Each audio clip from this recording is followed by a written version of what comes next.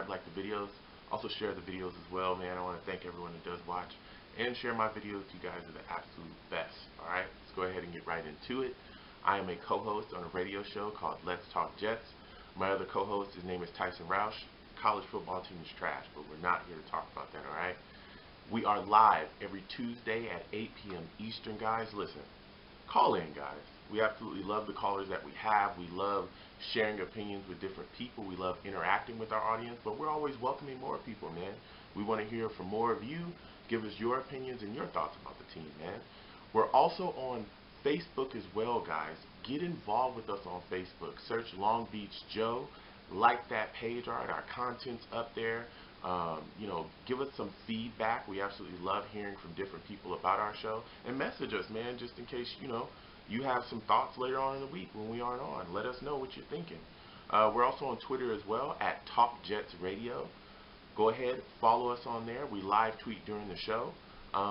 Give us your opinions that way as well. I'm also on Twitter as well, at YoungJ000. That's 3 zeros, guys. Go ahead, follow me. I'll follow you right back. We can talk about the show. We can talk about the team. You can troll me. That's fine. I'll troll you right back, and we can get along that way, man. I'm also a part of a great website called nyjetsfans.com. Man, what a site. Listen, a lot of great writers over there writing really solid articles about the Jets, giving you a lot of inside takes. They also have a shop over there full of shirts and towels and all types of stuff. My videos are on there as well. So when you go over there, read those articles, buy yourself something, watch my videos over there as well, man. Favorite that site. Go there every single day, man. nyjetsfans.com. Best New York Jets site on the market, man. So go there every single day. So without further ado, guys, let's go ahead and get right into it. This is my Week 14 picks recap vid. Listen, I knew that this week was my week, man. It was my week. And I felt it. And it felt so good to watch my predictions come true. So let's go ahead and get right into it. First game, Atlanta Falcons versus the Carolina Panthers, okay? I took the Carolina Panthers in this game. That got me a W. Carolina, 38. Falcons, 0. I mean, what can you say about Carolina, man? This is typical Carolina. Coming out, dominating defensively, shutting everything down, and moving forward. Everything I said was going to happen, being the genius that I am, actually happened. I mean, Matt Ryan he didn't have a great day. He was pressured all day. I mean, Matt Ryan was 22 of 34, 224 yards throwing the ball, and he also had an interception. The run game was shut down. There was only 12 rushes by Dante Freeman for 40 yards. Julio Jones had 7 catches for 88 yards. Man, let me tell you something.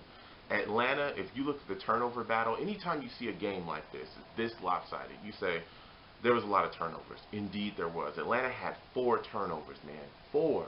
Matt Ryan was sacked 5 times. I mean, he was under duress. He was under pressure all day. He was pressured 30% of the time during the game. I think that's one of the highest that he's had the entire season. It was tough. It was tough for him, man. These guys were after him. They were like, it was like he was a piece of meat, and they were just dogs. They were coming. They were hungry. They were going to eat his food, plain and simple.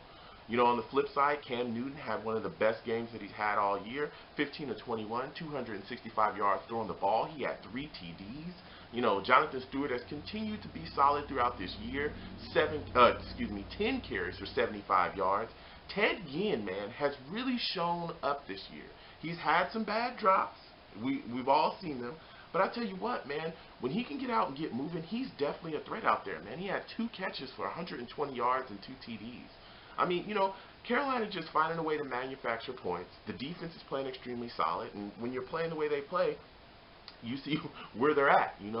They were also able to clinch the first round bye in the NFC with this win. So, shout out to the Carolina Panthers, man. They got themselves a win in a dominating fashion, and that got me a win. So, moving forward, next game, Pittsburgh Steelers at the Cincinnati Bengals. I picked the Pittsburgh Steelers. That got me a win. Pittsburgh 33, Cincinnati Bengals 20. Listen, early in this game, it really sorted out what happened. Andy Dalton ended up getting hurt. He threw a shovel pass, which got intercepted. Tries to make a tackle. Ends up going to the sideline saying his hand hurt. He's trying to squeeze the football with his hand. Turns out he broke his thumb. Oh man, this is something that's definitely going to hurt the Cincinnati Bengals. You know, they're going to get it checked on Monday. They're going to take him to another specialist, get a second opinion, see what's going on, and see how much time he's going to be missing. But I tell you what, man, without Andy Dalton, that could definitely hurt the Cincinnati Bengals' chance of making a run deep into the playoffs. After that, A.J. McCarron comes in, and you're thinking to yourself, let's see what this kid can do. You know, this is a horrible injury to have. You know, can this kid at least try to recover the game? Maybe he can put him in a better position. Tell you what, McCarron was 22 of 32 on the day, 280 yards throwing the ball. He had 2 TDs. He also had 2 bad interceptions. But one of his first throws was to A.J. Green, man. It was a big bomb for a touchdown. So you said to yourself, okay, maybe the kid, you know, can do something. A couple plays later, he comes out, throws an interception to William Gay. William Gay returns it for a touchdown, and it was all over after that. it was said and done, man. It was like, okay, well, I guess the Steelers are just going to keep rolling. They're not going to let up, man. But, you know, he tried his best. I mean, A.J. Green, you know, like I said, had a big bomb early in the day from McCarron. He had 6 catches for 130 yards and a TD. You know, it just wasn't the Bengals' day. Once Andy Dalton went down, you could see the life just kind of get sucked out of the stadium for the Bengals. I mean, Giovanni Bernard had 6 carries for 40 yards. Steelers were not going to let them, you know, get ran all over, especially with the early lead that they had. They really pretty much shut everything down. On the flip side, though, Ben Roethlisberger, which is crazy because he's just coming back from a foot injury. He's starting to get his momentum after dealing with that foot injury a couple games ago. You know, he was 30 of 39, 282 yards throwing the ball, and he had an interception, but Williams was able to run the ball as well. DeAngelo Williams is looking like, I'm telling you what, man, once he got out of Carolina, he's come to Pittsburgh.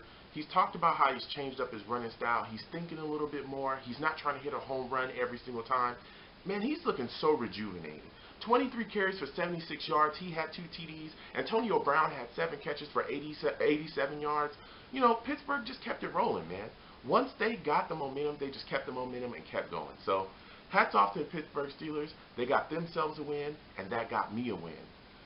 Last but not least, man, our favorite game, your favorite game, the game that matters the most, okay?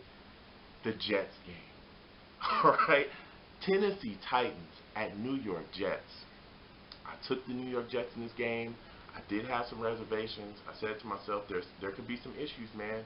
Guys coming out the backfield. How do we handle Delaney Walker? Let's not let, you know, Mariota get hot, then who knows what can happen. Let me tell you something.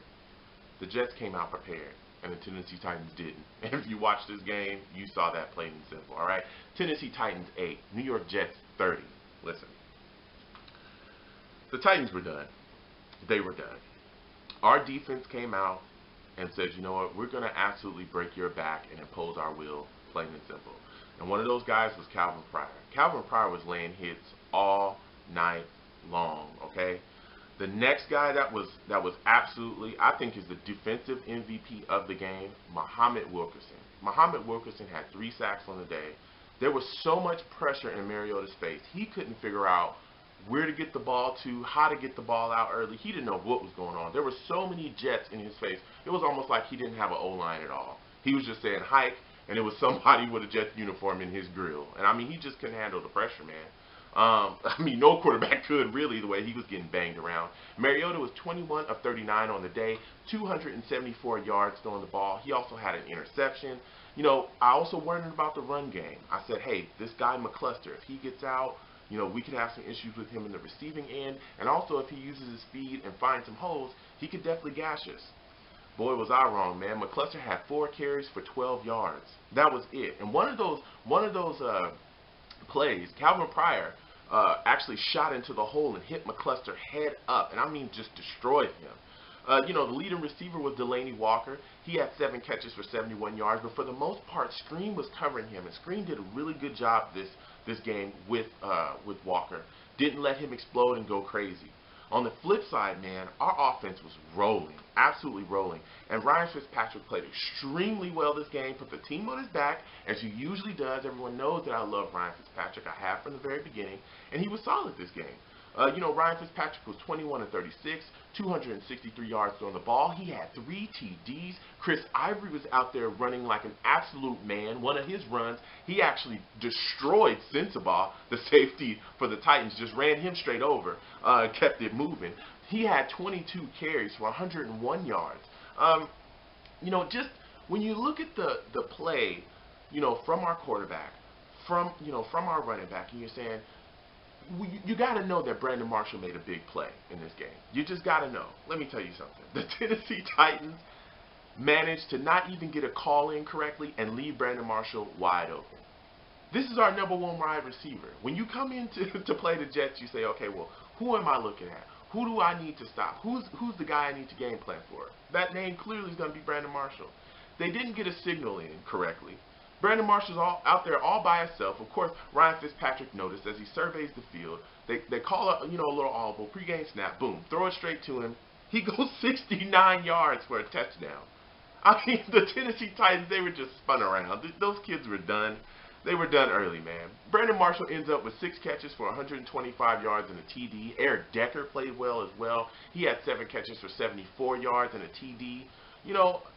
It was just mind-blowing. But there was another guy offensively that a lot of people, including myself, have kind of been a little hard on, especially early in his career. We felt like we weren't getting enough out of him, and that was Bilal Powell.